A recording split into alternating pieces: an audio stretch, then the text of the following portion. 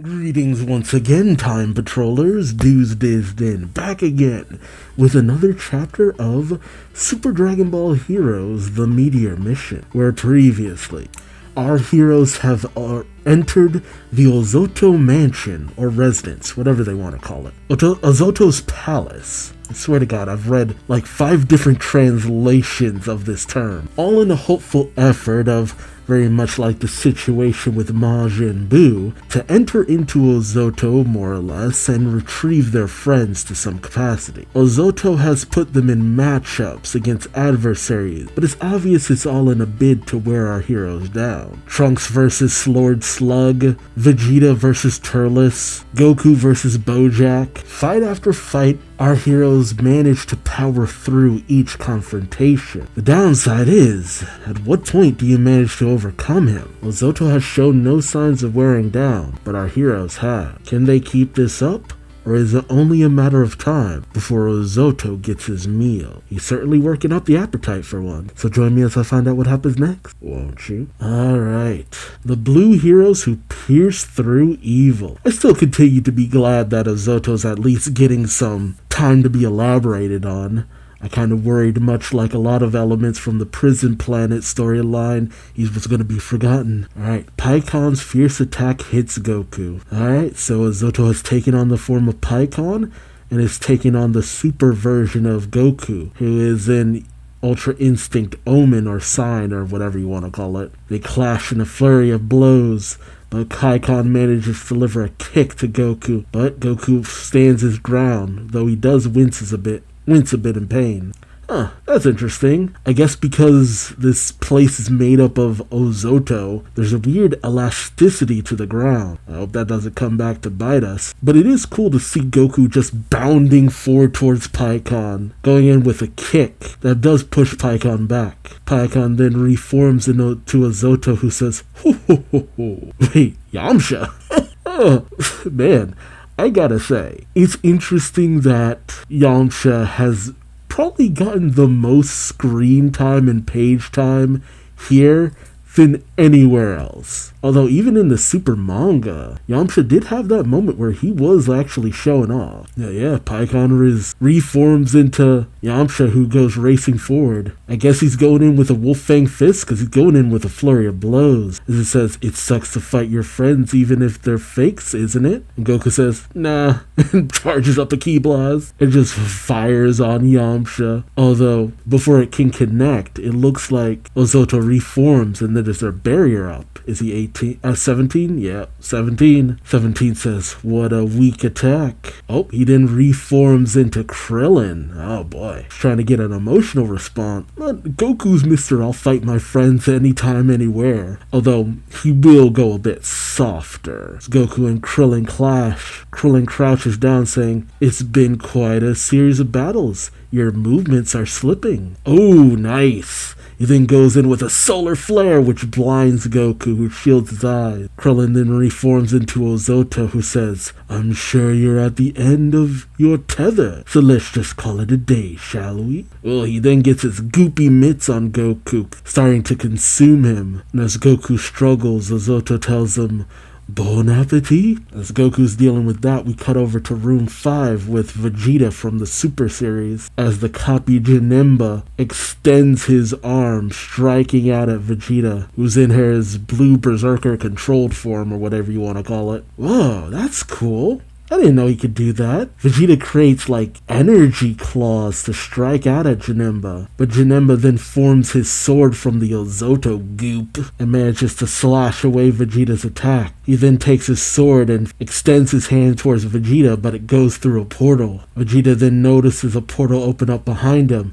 narrowly managing to avoid Janemba's blade. Ooh, but even as Vegeta dodges out of the way, Janemba opens up another portal and sends his fist through, which manages to connect with Vegeta's midsection. But Vegeta hits the ground but manages to recover, charging up an attack that he fires off at Janemba, but Janemba manages to teleport away before it connects. Janemba then reforms above Vegeta, but Vegeta takes notice just as Janemba comes down on him, with Vegeta just narrowly managing— oh no, I think the sword strike might have connected, though Vegeta does try to dodge out of the way. Vegeta grimaces in pain as he takes a knee from the attack, and Janemba goopifies his arm, lashing out at Vegeta, who manages to dodge out of the way.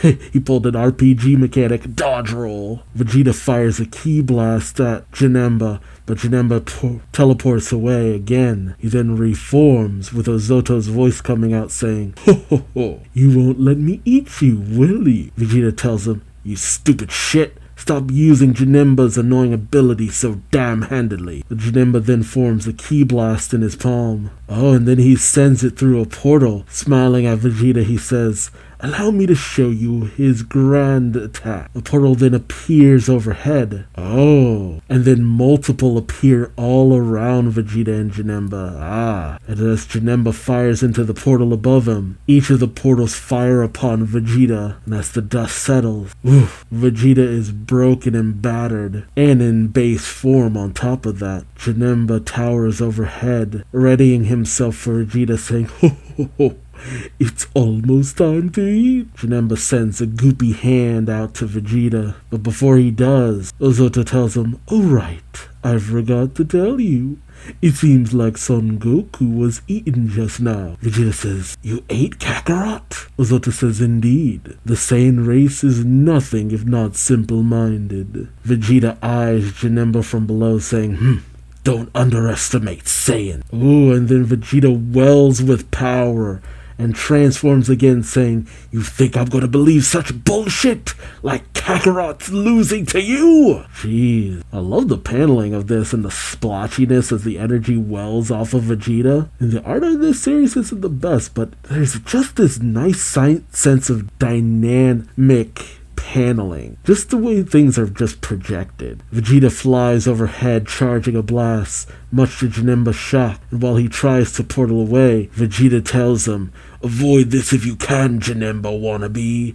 This entire room is within my attack's range." Oh man, and Vegeta lets off this massive attack with power surging all off of it, and Janemba gets caught in the blast. Vegeta depowers with steam coming off of his body, puts his hand on his knee trying to prop himself up, and he points towards the melting Janemba, saying, "Remember this, you transforming bastard." He points to himself, saying, "The one who will defeat Kakarot is none other than me, Prince Vegeta." Oh, okay. Suddenly a blast shoots through one of the walls, much to Vegeta's surprise, as his version of Goku steps out, saying, "Ew, that was close. That fused Ozoto sure was strong." Vegeta calls out to Goku, saying, "Kakarot," as Goku says, "Oh, Vegeta, you're pretty beat up, ain't you?" Vegeta tells him, "Shut up. I see. So you didn't get eaten up, huh? Alright, let's keep going." Goku asks, "I wonder if he's up ahead, the Ozoto guy who ate Gohan and the others." We then peer deeper inside of the nasty insides of Ozoto.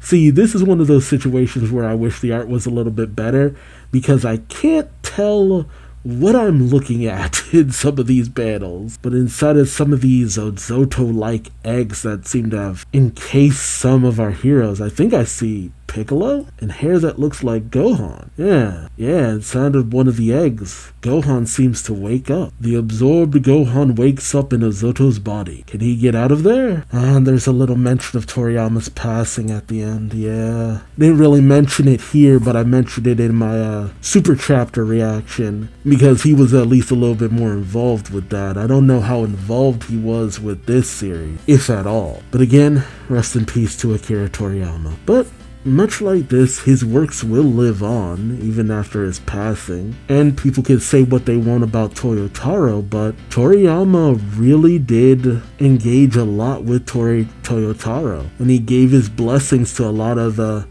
alternate works that ended up coming out of the woodwork, which I'm at least glad for. If nothing else, I'm glad that he at least kind of gave his well-wishings to a lot of this, though I doubt it would have stopped even if he had said he was against against it, but better to have some part in it rather than none. And while this is probably not my favorite chapter just because, it doesn't really move the story forward that much, it's always good to have those little moments with the character's personality shining and, Vegeta not believing that Goku would be taken out and, rising to the confidence and all that. Though I am interested to see what it means that Gohan is awakening. Like, what now? Will he manage to burst out? Will he break free? Why was he able to break free? I'm interested in that kind of stuff. So let me know your thoughts in the comment section below. Like, comment, subscribe if you enjoyed the ride.